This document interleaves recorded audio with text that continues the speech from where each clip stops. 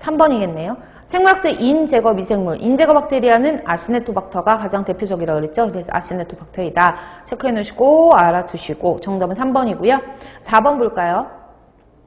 질산성 질소를 제거하는 방법에서 처리 효율이 이것도 마찬가지로 가장 낮은 것은 이라고 했어요. 그래서 질산성 질소를 제거할 때 탈질화를 기체 상태로 내보내는 방법을 쓰고요. 이온교환, 질산성 질소이기 때문에 질산 이온이죠. 이온 형태로 존재하기 때문에 이온 교환도 가능하고 활성탄 흡착, 그 다음에 역삼투법이 있는데요.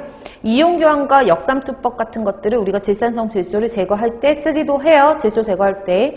근데 활성탄 흡착 같은 경우에는 이런 이온 상태의 물질보다는 물론 용존되어 있는 물질들도 흡착이 가능하긴 하지만 보통 우리가 수중에서 쓸 때는 트리알로메탄이라든지 트리알로메탄 전구물질이라든지 아니면 맛이나 냄새 원인물질 같은 것들을 제거하는데 흡착 주로 쓰죠. 그래서 이 중에서 가장 옳지 않은 걸 찾아라 라고 하면 흡착이라고 여러분들이 택하실 수 있으셔야 돼요. 그래서 4번의 정답은 3번이고요. 5번은 앞에 있는 문제랑 동일하죠. 그래서 생물학적 인제거 공정의 기본형은 무엇인가 라고 했어요. 인제거만을 주목적으로 개발한 공정은 AO, 혐호, 혐기성 조와 호기조로 이루어진 AO 공법이죠. 그래서 정답은 1번이고요.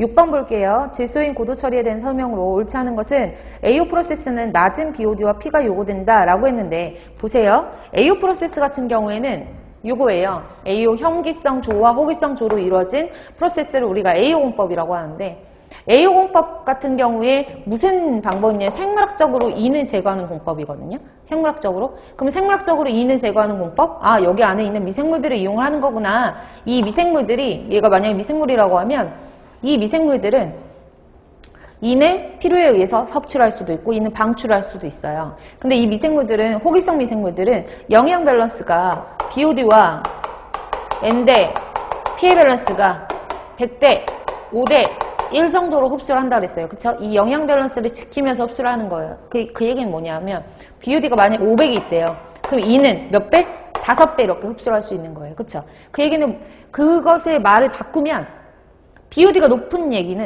얘기는 그만큼 E는 많이 흡수할 수 있다는 얘기거든요. 미생물 자체가. 그쵸? 그러니까 우리가 생물학적으로 인을 제거를 하려면 화학적으로 인을 제거하면 얘가 BOD와 P의 B가 높든 안 높든 상관이 없는 거예요. 화학적으로 인을 제거할 때는 필요한 만큼 응집체 넣어서 응집해서 버리는 거니까. 근데 생물학적으로 인을 제거를 할 때는 BOD와 인의 비율이 어떨수록 높을수록 좋아요. BOD를 많이 흡수한다라는 얘기는 그만큼 인을 많이 흡수할 수 있을 그 비율이 정해지는 거기 때문에 AO 프로세스 자체가 낮은 BOD와 인의 비율이다. 그러면 BOD가 낮다는 얘기고 그만큼 흡수할 수 있는 인의 양이 적어지는 거거든요. 그쵸? 그래서 옳지 않은 것은 1번이에요. AO 프로세스는 높은 BOD와 인의 비율이 요구된다.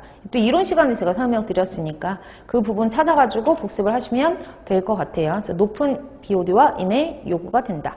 2번 보시면 혐기성 상태에서 미생물에 의한 유기물 흡수가 일어나면서 인의 방출, 혐기성 조에서는 인의 방출, 호기성 상태에서는 BOD가 소비되면서 인의 흡수와 질산화가 일어난다 했었고 무산소 상태에서는 탈질 반응 됐나요? 질소인 고도 처리니까